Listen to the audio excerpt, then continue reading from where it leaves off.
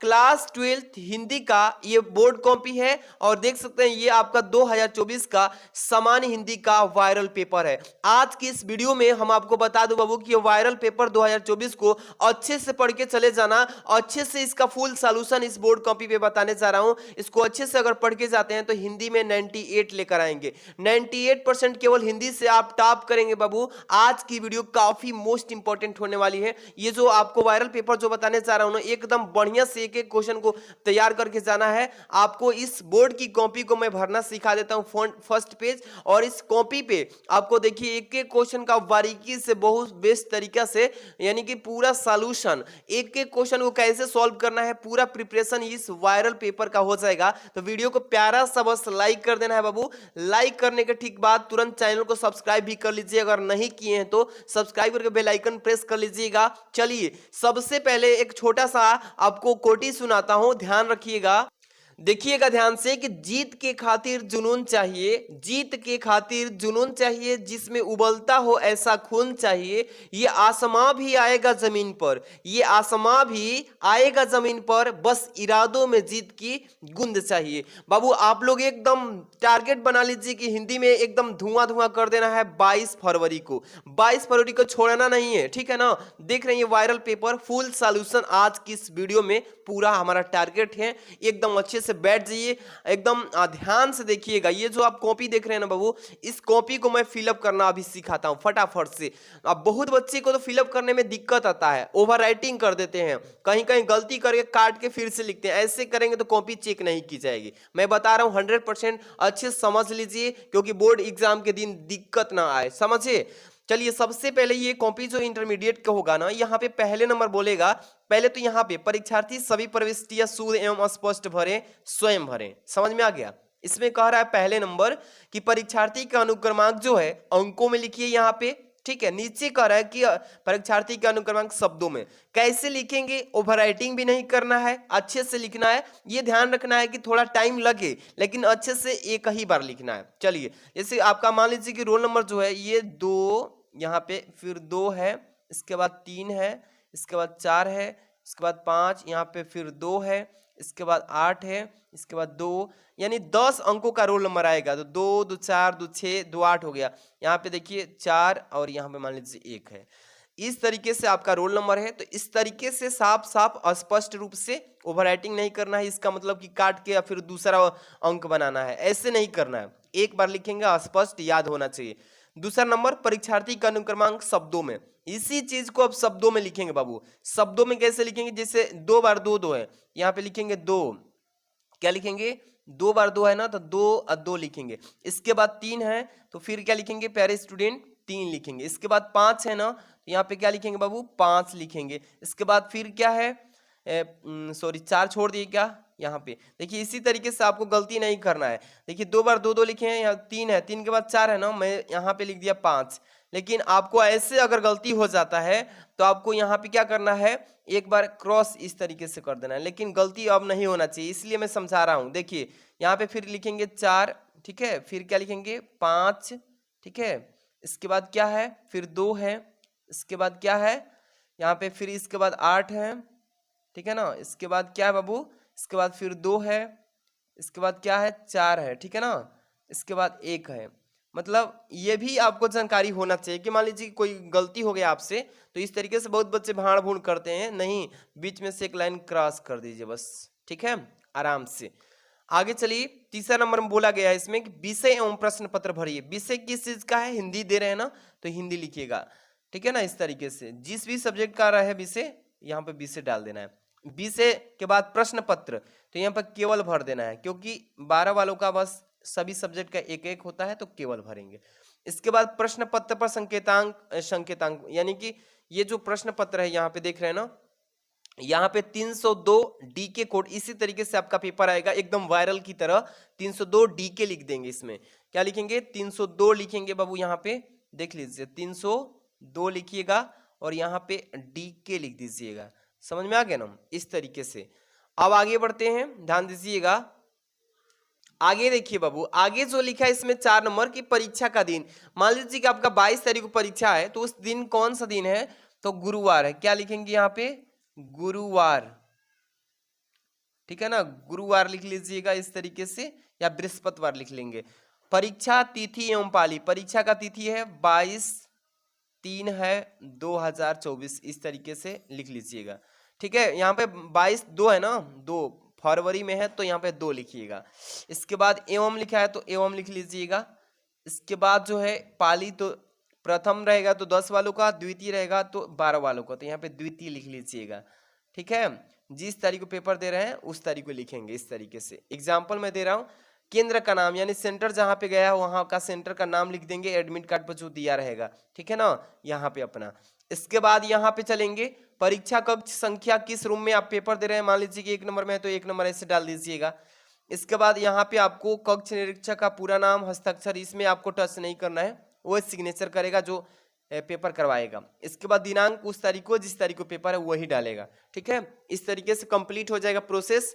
इसके बाद अब आगे चलेंगे, इसमें अब देखेंगे यहाँ से पेपर को ले लेते हैं। अब चलते हैं सॉल्यूशन इसका करते हैं। बाबू देखिए, सामान्य हिंदी का जो पेपर है यहाँ से समय जो रहेगा 3 घंटे 15 मिनट, सेम रहेगा 3 घंटे कितना मिनट, 15 मिनट का आएगा। इसमें नोट दिया रहेगा, नोट को बढ़िया से पढ़ लेना है। पहला है प्रारंभ के 15 मिनट परीक्षार्थियों को प्रश्न पत्र पढ़ने के लिए निर्धारित है। ठीक है ना, इसके बाद दूसरा कह रहा है कि इस प्रश्न पत्र में 2 खंड हैं और दोनों खंडों के सभी प्रश्नों को उत्तर देना अनिवार्य है। सभी समझ में आ गया ना। इसके बाद पहला जो खंड है क है, पहला खंड क्या है बाबू, खंड क है। ठीक है ना, इसमें क्वेश्चन जो पूछा गया है पहला के क से, क नंबर लिखा है अष्टयाम कृति के लेखक कौन है। चलिए 4 विकल्प दिया है, अष्टयाम कृति के लेखक कौन है, गोकुलनाथ, विठलनाथ, इसके बाद नाभादास, प्रियादास। तो इसमें से क्या विकल्प सत्य है, तीसरा मान लीजिए कि नाभादास सही है क्योंकि अष्टयाम कृति के लेखक वही है। तो इस तरीके से आप इसमें डाल लेंगे। अब चलिए बोर्ड की कॉपी में कैसे इसको रिप्रेजेंट करना है। बहुत सारे बच्चे पूछ रहे थे कि सर कॉपी कैसे लिखेंगे हिंदी की, क्योंकि हमको टाप करना है। इस तरीके से कॉपी लिखना है। सबसे पहले खंड क लिखेंगे। क्या लिखेंगे बाबू, खंड क लिखेंगे, यहाँ से लिख करके स्टार्ट करेंगे। इसके बाद प्रश्नोत्तर संख्या डालेंगे 1, इस तरीके से 1 नंबर डाल दीजिए प्रश्नोत्तर संख्या।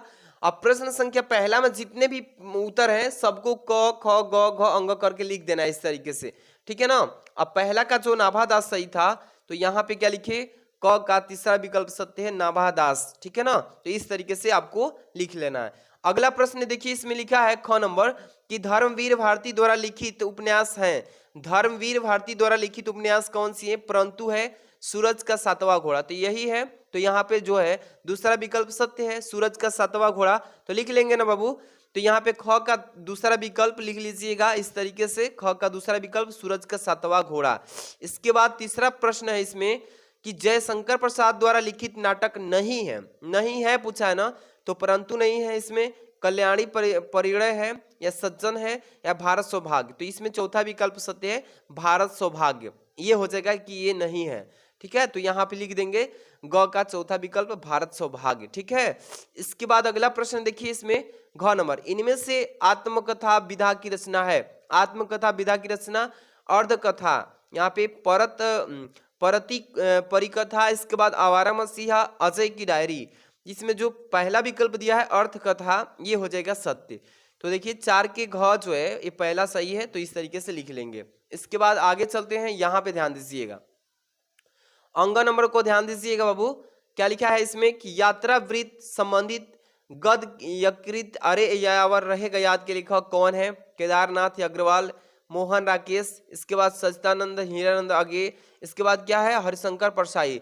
तो आप लोग को बताना है कि इस चारों में से कौन सा सत्य विकल्प है और इसको कॉपी में भी लिखना है। ठीक है, तो इसको बताइए मतलब कि ये क्या हो जाएगा, सचिदानंदन हीरानंद आगे बोल भी सकते हैं, इसको भी बोल सकते हैं। ये तीसरा विकल्प सत्य है, तो कैसे लिखेंगे, अंग का तीसरा सचिदानंदन हीरानंद आगे, इस तरीके से 5 बहुविकल्पी को लिख लेंगे। ठीक है, इसके बाद दूसरा प्रश्न स्टार्ट होता है, यहाँ से लिखा है कि क नंबर की इनमें से किस काव्य कृति पर ज्ञानपीठ पुरस्कार मिला है। ज्ञानपीठ पुरस्कार मिला है लोकायतन पे, अग्निरेखा पे, कितनी नावों में कितनी बार पे, रसवंती पे। तो क्या हो जाएगा इसका राइट आंसर, अभी सभी लोग कमेंट में बता दीजिएगा। इसको देखिए कितनी नावों में कितनी बार जो है ना, तीसरा विकल्प सत्य है, तो इसको कैसे लिखेंगे। सबसे पहले थोड़ा आगे कर लेते हैं क्वेश्चन, फिर आगे हम इसको कॉपी में लिखेंगे। ख नंबर देखिए, तीसरा सप्तक का प्रकाशन वर्ष है। तीसरा सप्तक का प्रकाशन वर्ष किस वर्ष में हुआ था। तो यहाँ पे देखिए 1959 में हुआ था। इस सभी बच्चे को तैयारी है पहले से। इसके बाद है कला और बूढ़ा चांद कृति के रचयिता कौन है? सुमित्रानंदन पंत। ये पहला ही विकल्प सत्य है, ठीक है। इसके बाद किस महाकाव्य कृति में 12 सर्ग हैं? तो यहाँ पे देखिए जो लिखा है ना कमायनी, इसके बाद प्रिय प्रवास, साकेत, यहाँ पे साकेत है, साकेत वैदेही वनवास। तो इसमें क्या हो जाएगा, यहाँ पे ध्यान दीजिएगा, जो भी बच्चे करेंगे सर इसमें साकेत होगा, सबका सही है। क्या होगा? साकेत होगा, यानी तीसरा विकल्प सत्य है। इसके बाद यहाँ पे अंग नंबर, क्षयवाद की प्रमुख विशेषता क्या होती है? तो क्षयवाद की इतिवृत्तात्मकता, श्रृंगार की प्रधानता, इसके बाद है युद्धों का सजीव वर्णन, इसके बाद स्थूल के प्रति सूक्ष्म विद्रोह, चौथा विकल्प सत्य। तो आपको कैसे करना है दूसरा नंबर क्वेश्चन को भी ध्यान दीजिए। जैसे कि मान लीजिए कि दूसरा नंबर को करना है तो यहाँ पे प्रश्न संख्या क्या लिखेंगे बाबू? पहले प्रश्न उत्तर संख्या 2 लिखेंगे। इसमें जितने भी क ख ग घ अंग है ना, इसी तरीके से जैसे पहले को किए आप उसी तरीके से दूसरे को भी कर लेंगे। जैसे दूसरा के क का पहला विकल्प सत्य, तीसरा विकल्प सत्य है ना, तो यहाँ पे लिखेंगे क का तीसरा विकल्प सत्य। ख का कौन सा सही था? दूसरा विकल्प सत्य था, जैसे कि सन 1959 सही था, तीसरा सप्ताह का प्रकाशन वर्ष में दूसरा विकल्प सत्य है ना, तो यहाँ पे ख का दूसरा और वर्ष 1959। इसी तरीके से जो भी सही है ना, पहला इसमें सही है, इसमें तीसरा सही है, इसमें चौथा सही है। इस तरीके से ग का पहला सही है, घ का तीसरा सही है और अंग का चौथा। ये जो ऑप्शन है इसको उतार देना है, बस इतना काम करना है। समझ में आ गया? इसके बाद यहाँ से स्टार्ट होता है बाबू गद्यांश। 3 नंबर प्रश्न पे चलेंगे और ध्यान से समझिएगा इस गद्यांश को, सभी लोग अच्छे से समझ लेंगे, कोई दिक्कत नहीं आएगा। दिया है कि नीचे दिए गए गद्यांश पर आधारित निम्नलिखित प्रश्नों का उत्तर दीजिए। ये 10 नंबर का पेपर में पूछा जाएगा, ठीक है ना।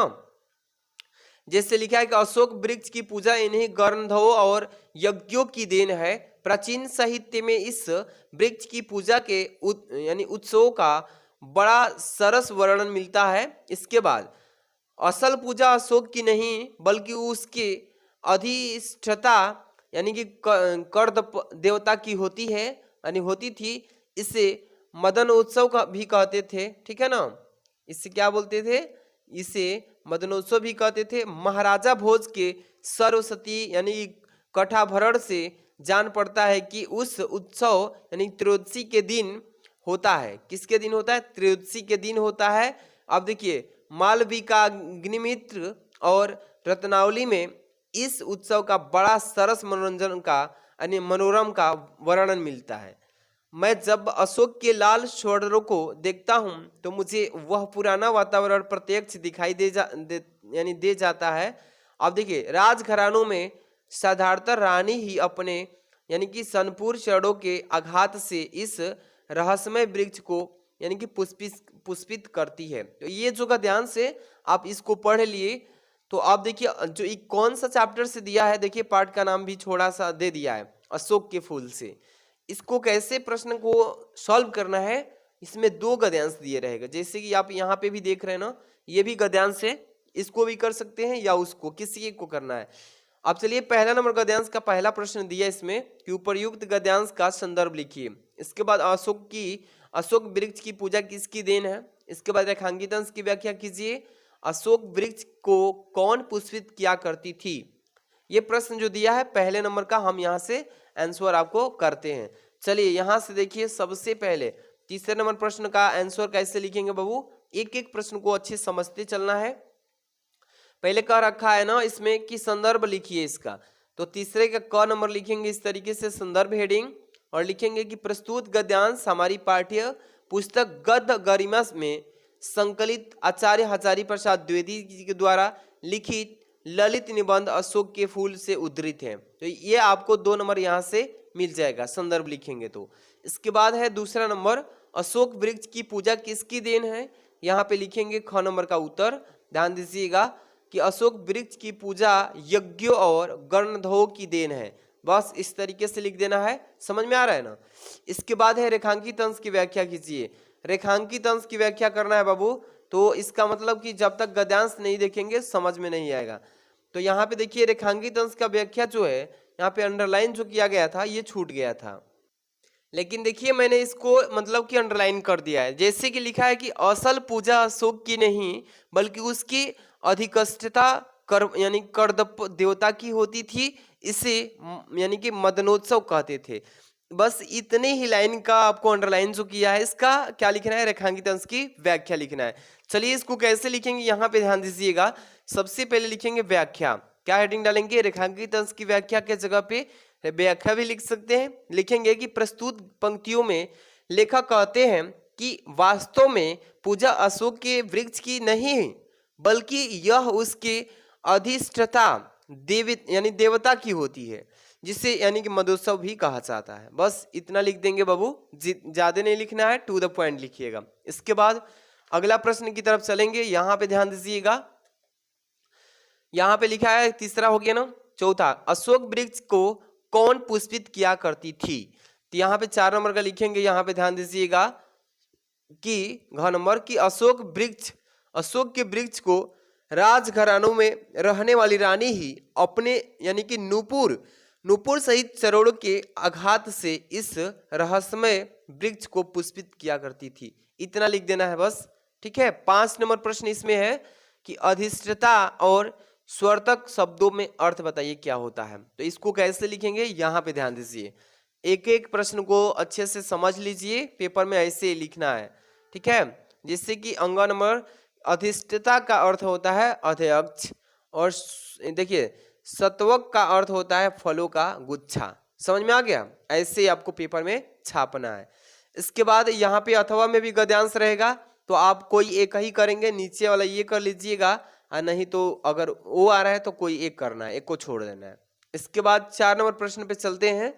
4 नंबर बता रहे हैं, सॉल्व एक एक कराऊंगा, अथवा वाला एक छोड़ दूंगा, आप लोग अपने से कर लेना, ठीक है। वायरल प्रश्न को अच्छे से पढ़ के जाना है।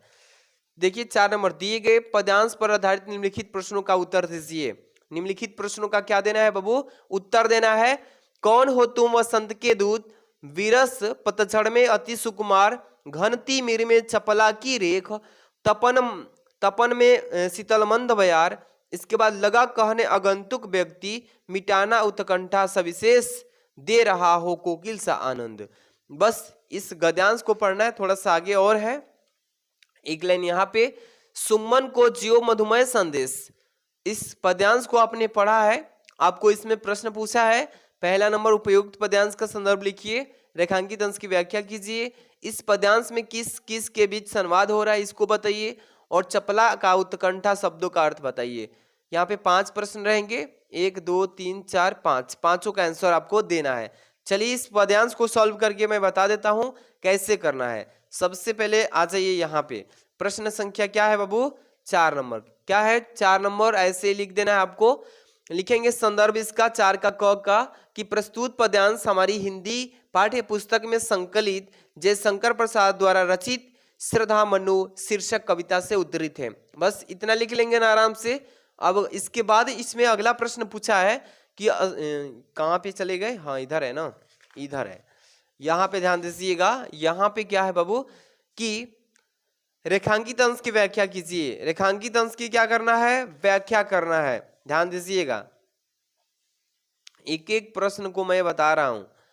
यहाँ पे देखिएगा, देखिए बाबू जो 1 2 3 4 लाइन जो अंडरलाइन किया, इसी का भाव बताना है। जैसे कौन हो तुम वसंत के दूत, विरस पतझड़ में अति सुकुमार, घनती मीर में चपला की रेख, तपन में शीतल मंद बयार। ये चारों लाइन का आपको यहाँ पे व्याख्या करना है। जैसे कि यहाँ पे बता देता हूँ व्याख्या कैसे लिख देना है, अच्छे समझ लीजिए। जिसे रेखांकित अंश की व्याख्या हेडिंग में लिखिएगा। लिखेंगे कि मनु श्रद्धा से और उसका परिचय जानने हेतु प्रश्न करते हुए कहते हैं कि मेरे इस अत्यंत निराशापूर्ण और अंधकारमय पूर्ण जीवन में काले बादलों के बीच बिजली की रेखा के समान और वेदना एवं व्यथा से तप्त मेरे जीवन में शीतल और मंद गति से चलने वाली पवन के समान हो। ठीक है, ऐसे लिख देंगे बाबू। ठीक है, ये हो जाएगा इसका रेखांकित अंश की व्याख्या। इसके बाद आगे प्रश्न इसमें पूछा गया है, ध्यान देना, तीसरा नंबर से, कि इस पद्यांश में किस किस के बीच संवाद हो रहा है। तो यहाँ पे लिखेंगे कि इस पद्यांश में श्रद्धा और मन्नू के बीच, यहाँ पे लिखेंगे ग नंबर, इस पद्यांश में श्रद्धा व मनु के बीच संवाद हो रहा है। बस ऐसे लिख देंगे ना आराम से। इसके बाद अगला प्रश्न इसमें है कि 4 नंबर की चपला और उत्कंठा शब्दों का अर्थ बताइए क्या होगा। यहाँ पे लिखेंगे कि चपला का अर्थ होता है बिजली तथा उत्कंठा का मतलब होता है उत्सुकता। ये बस ऐसे ही घ नंबर का उत्तर छाप देना है पेपर में, ठीक। इसके बाद अंग नंबर आगंतुक व्यक्ति से किसकी ओर संकेत किया गया है? आगंतुक व्यक्ति से। उत्तर लिखेंगे अंग कि आगंतुक व्यक्ति का संकेत श्रद्धा की ओर किया गया है। बस ऐसे लिख देंगे ना। पांचों प्रश्नों को छाप देना ऐसे प्यारे स्टूडेंट। अथवा में भी दिया रहेगा, चाहे तो इसको भी कर सकते हैं या चाहे तो उसको कर सकते हैं। मैं एक एक को करके बताया था। अगला प्रश्न हम लेकर चल रहे हैं यहां से 5 नंबर से। लिखा है ना, यहाँ पे ध्यान दीजिए कि निम्नलिखित में से किसी एक लेखक का यहाँ पे साहित्यिक परिचय देते हुए उनकी कृतियों पर प्रकाश डालिए, जो कि अधिकतम शब्द का सीमा जो है 80 शब्दों में लिखना है। और यहाँ पर है इस मतलब कि इधर आएंगे, यहाँ पे देखिए एक एक क्वेश्चन का सटीक तैयारी करा रहे हैं। जैसे लिखा है डॉक्टर APJ अब्दुल कलाम का यहाँ पे साहित्यिक परिचय लिख दीजिए, या वासुदेव अग्रवाल पे, या हजारी प्रसाद द्विवेदी पे। चलिए मैं हजारी प्रसाद द्विवेदी जी का जीवन परिचय आपको बता देता हूँ। देखिए सबसे पहले इसको कैसे लिखना है कॉपी में, प्रश्नोत्तर संख्या 5 के क कैसे लिखेंगे? 5 के क, क्योंकि लेखक का साहित्यिक परिचय। यहाँ पे लिखेंगे डॉक्टर हजारी प्रसाद द्विवेदी जी, ठीक है। इन्हीं का हम जीवन परिचय लिख रहे हैं तो टॉप में उनका नाम लिखिएगा आप भी, ठीक है। इसके बाद जीवन परिचय हेडिंग डालिएगा, तब से लिखिएगा कि डॉक्टर हजारी प्रसाद द्विवेदी का जन्म सन 1907 ईस्वी को बलिया जिले के दुब्बे के छपरा ग्राम में हुआ था। ब्लैक पेन से इसको लिखना है, हाइलाइटर का प्रयोग नहीं करना है बस। पिता का नाम अनमोल द्विवेदी तथा माता का नाम ज्योतिमती था, ठीक है प्यारे स्टूडेंट। अब देखिए द्विवेदी जी सरयू प्राणी ब्राह्मण थे और इनके बचपन का नाम था वैद्यनाथ द्विवेदी था, ठीक है ना। इसके बाद यहाँ पर लिखेंगे कि 18 मई सन 1979 ईस्वी को हिंदी का यह महान पुत्र स्वर्ग में लीन हो गए। ये उनका जीवन परिचय है, इस पे आपको 2 नंबर मिल जाएगा। इसके ठीक साहित्यिक परिचय अब लिखेंगे तो फिर 3 नंबर, यानी टोटल 5 नंबर का सवाल है ये। लिखेंगे हेडिंग साहित्यिक परिचय। आचार्य हजारी प्रसाद द्विवेदी जी का जन्म जी का हिंदी साहित्य के अंतर्गत आलोचना तथा निबंध के क्षेत्र में अविस्मरणीय योगदान है, ठीक है बाबू।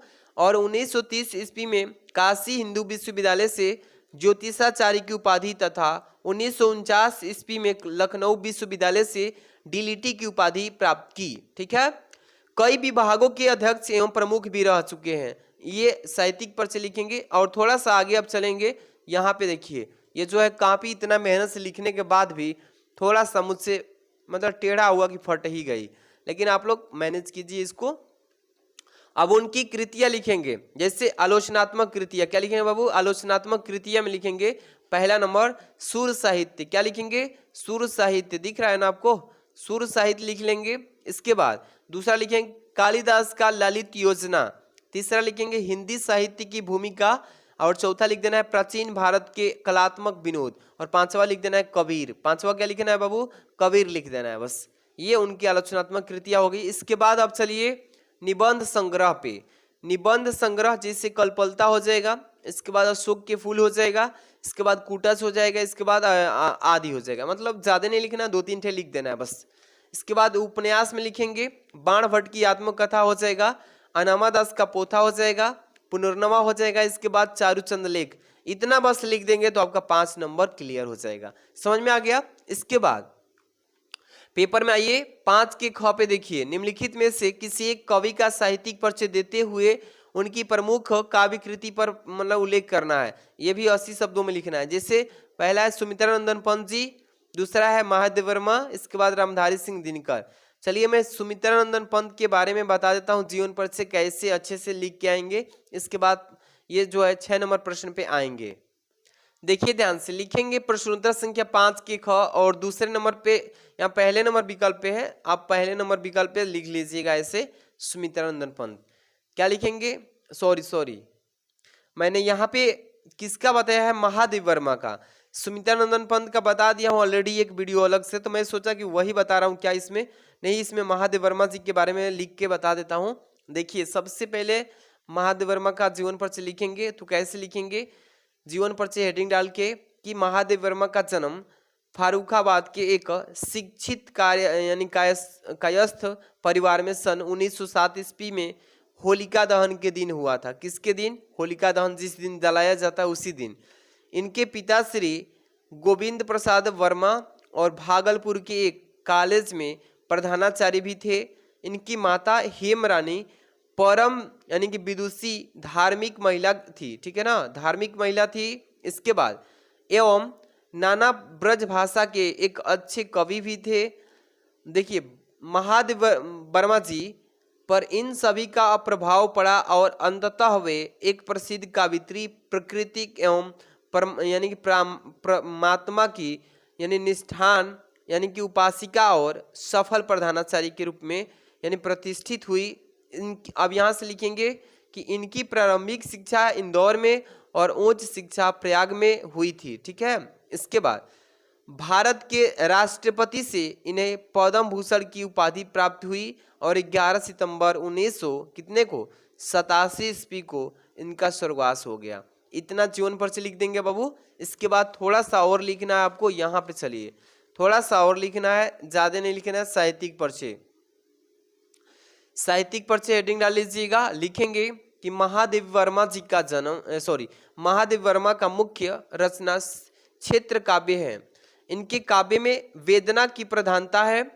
काव्य के अतिरिक्त इनकी बहुत सी श्रेष्ठ, ठीक है, श्रेष्ठ गद्य रचना है। इन्होंने प्रयाग में साहित्यकार यानी कि स्थापना करके साहित्यकारों का मार्गदर्शन भी किया और चांद पत्रिका का संपादन करके इन्होंने नारी को अपनी स्वतंत्रता और अधिकारों के प्रति सजग किया। तो इतना बस लिख देना है साहित्य परिचय।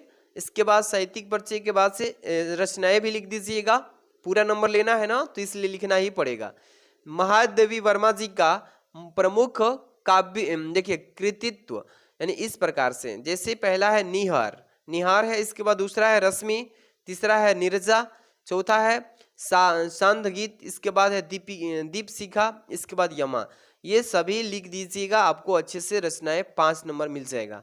समझ में आ गया। इसके बाद चलते हैं बाबू, 5 नंबर हो गया कंप्लीट। 6 नंबर पे पंचलाइट कहानी का सारांश लिखिए, यहाँ पे दिया है, या बहादुर अथवा ध्रुव यात्रा कहानी के उद्देश्य पर प्रकाश डालिए। 5 नंबर पेपर में ये भी आएगा। तो आपको मैं बहादुर पे बता देता हूँ, ठीक है, अच्छे से तैयारी करके जाना है एकदम, किस तरीके से धुआं धुआं करना है। तो चलिए यहाँ पे ध्यान दीजिएगा। यहाँ पे प्रश्नोत्तर संख्या 6 बहादुर के बारे में लिखना है ना। यहाँ से स्टार्ट करती है, बहादुर के प्रमुख पात्र, बहादुर की चरित्र चित्रण, ऐसे ही पेपर में आपको भी छापना है, ठीक है ना। क्या लिखेंगे कि अमरकांत जी द्वारा लिखी कहानी बहादुर का प्रमुख पात्र बहादुर है, जिसकी चारित्रिक विशेषताएं इस प्रकार से, ठीक है, 4 विशेषताएं इस प्रकार से। पहला नंबर लिखेंगे कि छल कपट रहित, यानी कि बिना छल कपट के ये थे।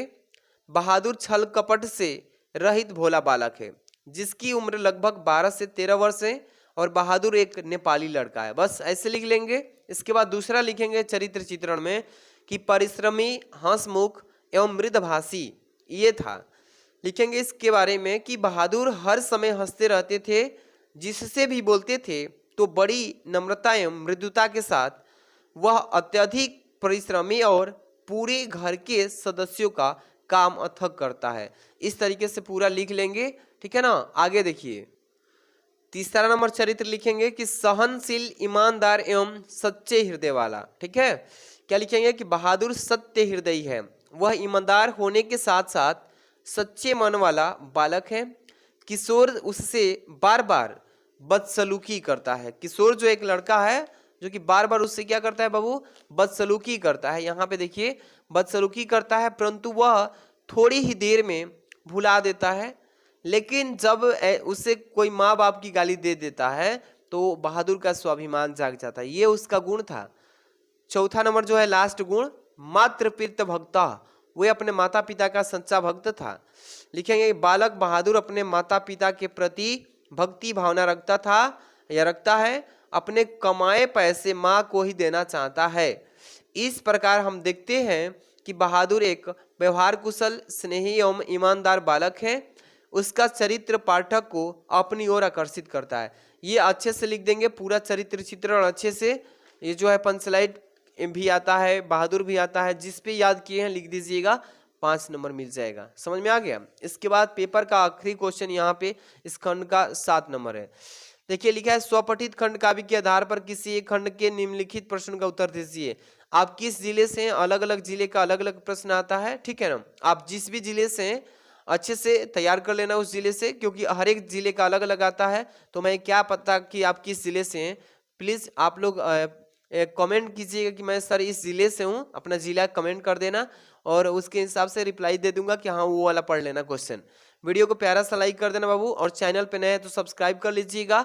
और डिस्क्रिप्शन में एक चैनल का लिंक दिया हूँ जो कि मेरा ही है, आर के क्लासेज है, जिस पे क्लास 10th के बच्चों को पढ़ाया जाता है। आप लोग आर के क्लासेज को जाकर के सब्सक्राइब कर लीजिए, अपना प्यार दीजिए। आपको PDF भी टेलीग्राम पे सेंड कर देंगे। Thanks for watching.